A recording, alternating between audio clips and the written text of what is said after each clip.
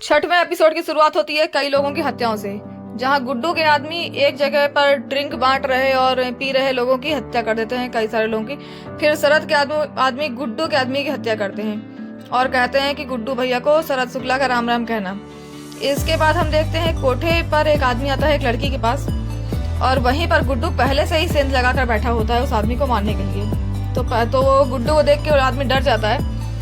सबसे पहले तो गुड्डू उस आदमी को शराब पीने को देता है, तो वो पूरी बोतल शराब पीता है। उसके बाद गुड्डू उसको गोली मार देता है। इसके बाद हम देखते हैं गुड्डू जाता है बस्ती, जहाँ पर एक आदमी के घर जाता है और उस घर में उसका बीवी और छोटा बच्चा भी होता है। तो उसको कहता है, उस आदमी से कहता है कि ठिठोली कर रहे थे गुड्डू के साथ। तो आदमी कहता है फैमिली को जाने दीजिए गुड्डू भैया, आपकी दुश्मनी हमसे है। तो गुड्डू कहता है हम एक को मारेंगे तुम तीनों में से, अब तुम लोग डिसाइड कर लो किसको मरना है। तो आदमी की बीवी बोलती है कायदे से तो आपको मरना चाहिए। तो फिर वो गुस्सा करता है बीवी पे, फिर गुड्डू उसे मार देता है आदमी को। और फिर उसके बेटे से कहता है कि हम दुश्मन नहीं है, तुम्हारे पापा बुज़दिल दिल से इसलिए मारे, हम लोग दुश्मन नहीं है। फिर वो बच्चा छोटा चला जाता है। इसके आगे हम देखते हैं कि शरद कालीन को बताता है कि गुड्डू ने कृपा को भी मार दिया। फिर कालीन शरद को बताते हैं कि गुड्डू भस्मासुर है। भस्मासुर की कहानी सुने हो? गुड्डू वही भस्मासुर है, स्वयं का सत्यानाश करेंगे। उन्हें जितना उत्पात मचाने दो, इसमें तुम्हारा ही फायदा होगा। कालीन कहता है तो क्या बैठक बुला लें? तो शरद कालीन से कहता है क्या बैठक बुला लें? कालीन कहता है बैठक नहीं बुलाओ, तुम बैठक बुलाओगे तो छोटे कहलाओगे। तो शरद मतलब न गुड्डू का मनोबल तोड़े न उसका पावर कम करें, तो करें क्या? कालीन कहता है गुड्डू से त्रस्त होकर बाकी सब बाहुबली बैठक बुलाएंगे, तब तुम उन्हें अपना बड़प्पन दिखाना। शरद कहता है कैसे? तो कालीन कहता है देखो, गद्दी का हकदार वो नहीं होता है जिसमें वायलेंस करने की कुवत होती है, बल्कि गद्दी का हकदार वो होता है जिसमें वायलेंस रोकने की काबिलियत होती है, तब जाकर तुम्हारा वर्चस्व स्थापित होगा। शरद कहता है आपके होते हुए हम गद्दी का दायित्व कैसे ले सकते हैं? तो कालीन कहता है हम गद्दी छोड़ चुके हैं बहुत पहले, मुन्ना को बैठाना चाहते थे, अब तुमको बैठाएंगे गद्दी में, तुम ही हो गद्दी का असली हकदार। इसके बाद लाला की अफीम जो कि नेपाल से आ रही होती है और उसकी मुखबरी कर दी होती है इसने, शरद ने माधुरी को बताकर, उसे नार्कोटिक्स वाले पकड़ने जा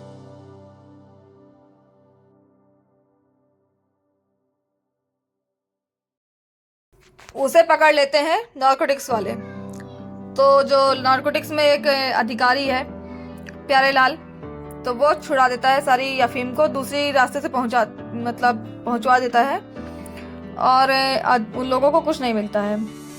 इसके बाद हम देखते हैं कि गुड्डू लाला की कोठी पर जाता है और शबनम कहती है कि अब हम अब्बू को क्या जवाब देंगे? गुड्डू कहता है क्यों, अफीम तो आ गई है, जो हुआ उसको बदल तो नहीं सकते, पर अब आगे ऐसा नहीं होगा। शबनम कहती है गुड्डू हमने अब्बू से अपने आपके लिए वादा किया था कि हर बार की तरह तुम कोई गड़बड़ नहीं करोगे।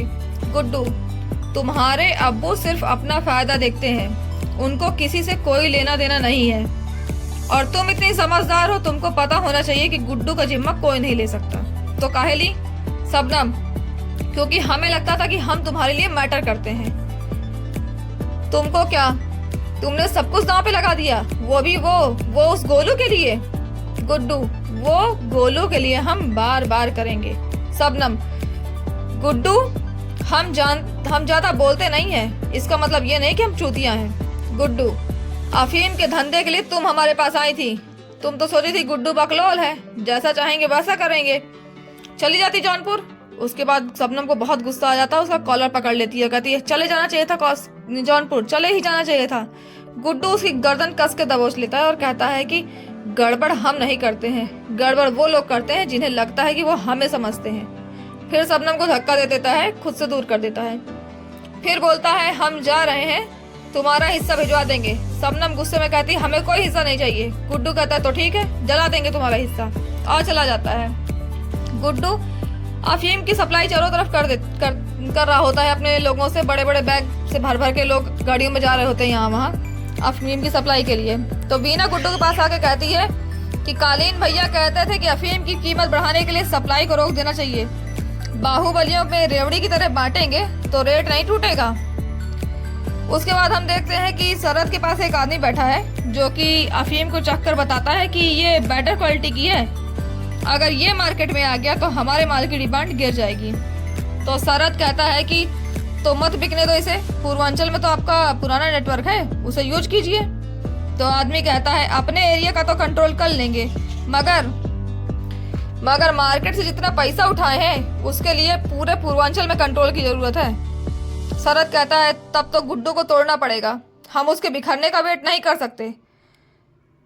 इसके बाद हम देखते हैं कि जेल का सीन आता है जहां पर रहीम जो कि कवि है रमाकांत जी को अपनी वही वाली कविता सुना रहा होता है जिसके कारण उसे जेल हुई थी, और साथ में दोनों लोग पेड़ लगा रहे होते हैं क्यारी बनाकर। इसके बाद वो कहता है कि हम सोचे थे कि इसी तरह करके पढ़ लिख कर IAS बनेंगे, लेकिन अब तो लगता है वकील बन जाए वही बहुत है।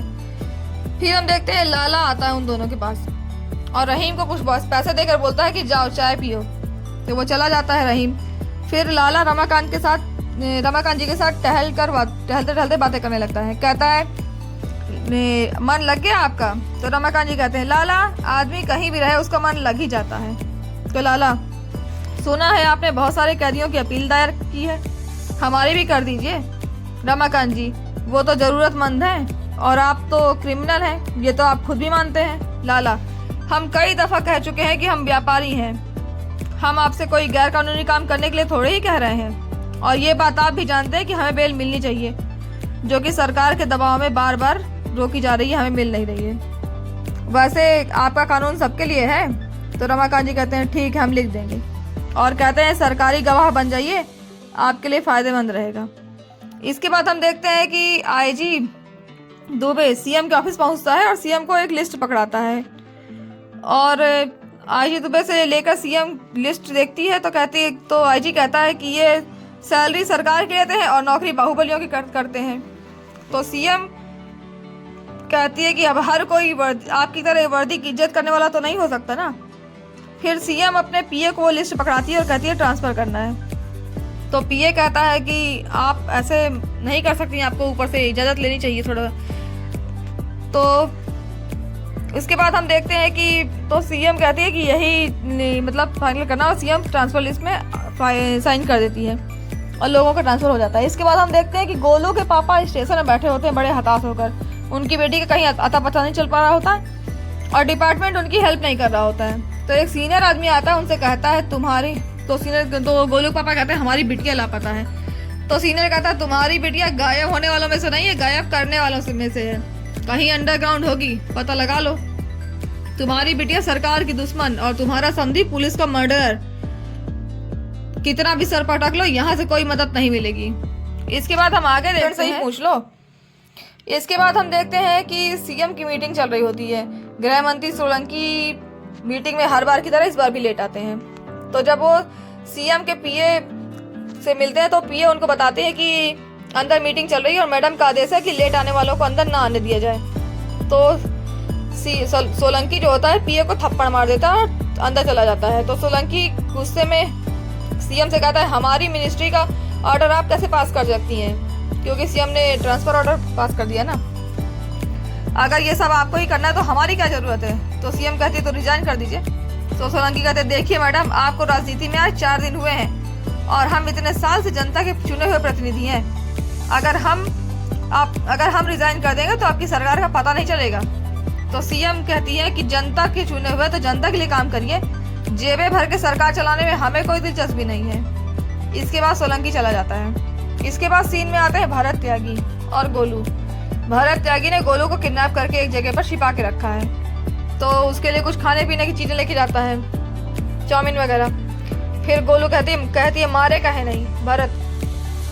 उसके बाद भरत कुछ बोलता नहीं है, कहता मारे कहे नहीं। तो जहां उसको गोली लगी होती है उस घाव को कस के जोर से दबा देता है, तो गोलू की चीख निकल जाती है। उसके बाद भरत को घर से फोन आ जाता है सलोनी का, तो कहता है कि हाँ घर आएंगे, घर में खाना खाएंगे।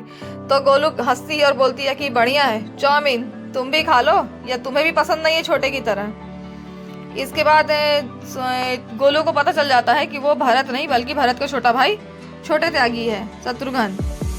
फिर उसके बाद हम देखते हैं कि सोलंकी जो होता है वो माधुरी के एक्स हस्बैंड के बारे में उल्टी सीधी बातें टीवी में कर देता है कि उसने आत्महत्या नहीं की थी, उसको मरवाया था खुद सीएम के पिता ने, क्योंकि वो गलत काम करता था।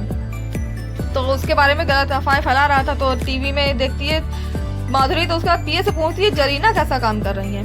तो पीए कहता बढ़िया है, उनकी लॉयल्टी में कोई डाउट नहीं है, ऐसी बात हम देखे नहीं वरना आपको बताते। तो सीएम कहती तो फिर बुलाइए, उनके प्रमोशन का समय आ गया है। और जरीना वही है जो सीएम के चाचा की गर्लफ्रेंड थी पिछले सीजन में। तो इसके बाद हम देखते हैं जरीना का सीन आता है। जरीना गांव में कोई सरकारी योजना के लिए गई होती है, तो वो औरतों को भाषण देकर बुला रही होती है कि इस योजना से जुड़ी है, हमारा साथ दीजिए। तो कोई औरत नहीं आती, बल्कि वहाँ गांव के काफी सारे आदमी आ जाते हैं और उन्हें लगता है कि जरीना नाच दिखाएगी। तो कहते हैं कि हम यहाँ महफिल सजाने आए थे, कुछ ठुमका उमका लगाइए। तो जरीना कहती है हम ठुमका भी लगाएंगे और गाना भी गाएंगे, मगर तब जब गाँव की 100 औरतें इस योजना से जुड़ेंगी। तो गाँव के आदमी फिर अपनी अपनी औरतों को लेके आते हैं। तो जरीना अपने लोगों से बोलती है कि जल्दी से इनकी रजिस्ट्री करवा दीजिए, और उसके बाद अपने पीए से बोलती है कि गाड़ी तैयार रखना, हम 2 ठुमके लगाएंगे और जल्दी से यहाँ से भाग जाएंगे। फिर जरीना नाचना शुरू कर देती है और उधर औरतों का जो भी है रजिस्ट्रेशन हो रहा होता है उस योजना के लिए। उधर जरीना थोड़ा सा नाचती है, इसके बाद सीएम का फोन आ जाता है जरीना के पास। इसके बाद हम देखते हैं कि जरीना सीएम से मिलने लखनऊ जाती है। जरीना कहती है धन्य हो गए आपसे मिलके, आपके बहुत बड़े फैन हैं। तो सीएम कहती है अरे हमसे ज्यादा फैन तो आपके हैं, उनमें से एक तो हमारे चाचा भी थे या अभी भी हैं। तो जरीना फिर थोड़ा सोची, कहती है मजबूर थे, क्या करते। तो जरीना कहती अब हम वो सब काम छोड़ चुके हैं। तो सीएम कहती चाचा अंडरग्राउंड है, उनको निकालना होगा। जरीना कहती आप हमसे कुछ भी और करवा लीजिए, ये हमसे नहीं होगा। तो सीएम कहती है हम मजबूर हैं, क्या करें, तुम हमें चाचा दो, हम तुम्हें लखनऊ में परमानेंट जमा कर रखेंगे। इसके बाद हम देखते हैं जो सीएम के चाचा हैं जेपी यादव, जो कि अंडरग्राउंड है, उनसे मिलने कुशवाहा और अपने आदमी के साथ पहुंचते हैं। तो वो लोग सरकार गिराने की बात कर रहे होते हैं। तो जेपी कहता है कि एमएलए लोगों का क्या चल रहा है। तो कुशवाहा के साथ जो आदमी आया होता है वो कहता ज्यादातर एमएलए पहले मान गए थे, इधर 1 हफ्ते से एमएलए कुछ आनाकानी कर रहे हैं। तो जेपी कहता कौन देख रहा है सब। कुशवाहा कहता है कि वही आपकी जरीना। इसके बाद जेल का सीन आता है। तो कुछ कैदियों की रिहाई की खुशी में जेल में जश्न का माहौल चल रहा था। तो उसी में हो रहा था कवि सम्मेलन। तो वही जो कवि है जो गाली देके कविता सुनाने के चक्कर में जेल आया है, वो अपनी कविता सुना रहा होता है और हाथ में एक नुकीला पेन लिए होता है। और कविता सुनाने के बाद जब उसको कविता सुना चुका होता है तो लाला जाता है उसको बधाई देने, बहुत अच्छा कर रहे हो। तो लाला के पैर छूता है वही कवि और उसके बाद लाला पर अटैक कर देता है, उसकी गर्दन पे उसी नुकीले पेन से बार बार वार करता है। तो लाला वहीं मर जाता है। ये देखकर भगदड़ मच जाती है और रमाकांत जी बहुत आश्चर्य से उसे देख रहे होते हैं कि रहीम ने ऐसा कर दिया। फिर उसके बाद रहीम को सख्त कैद में डाल दिया जाता है और इसी के साथ खत्म होता है 6वां अध्याय लाला की मृत्यु के साथ। इसी के साथ खत्म होता है ये एपिसोड भी, और अगले एपिसोड के साथ आपके साथ जल्दी हाजिर होती हूँ। मेरे चैनल को सब्सक्राइब करिए, लाइक करिए और शेयर करिए। Thank you so much.